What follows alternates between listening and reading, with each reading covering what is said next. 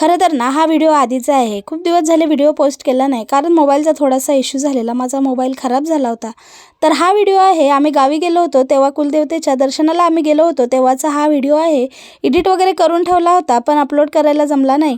तर म्हटलं चला आज तुमच्याबरोबर शेअर करावा. तर आम्ही आज आमच्या कुलदेवतेच्या दर्शनाला गेलो होतो तेव्हाचा हा व्हिडिओ आहे.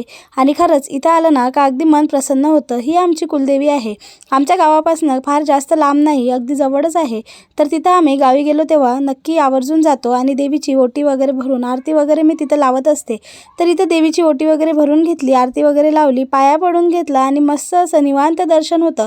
नवरात्रीमध्ये वगैरे तरी गर्दी असते, पण एरवी मधात आपण गेलं ना का जास्त काही गर्दी नसते आणि दर्शन वगैरे व्यवस्थित झालं का मनाला अगदी प्रसन्न वाटतं. दर्शन वगैरे केलं का माझ्या बाळाला सगळ्यात जास्त आवडतं ते म्हणजे इथं जेवण करायला.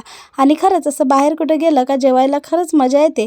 तर इथं आमचं जेवण वगैरे झालं होतं आणि पिल्लू माझा जेवत होता. तर छान मस्त पापड भाजी लोणचं असं सगळं जेवण आम्ही आणलेलं होतं.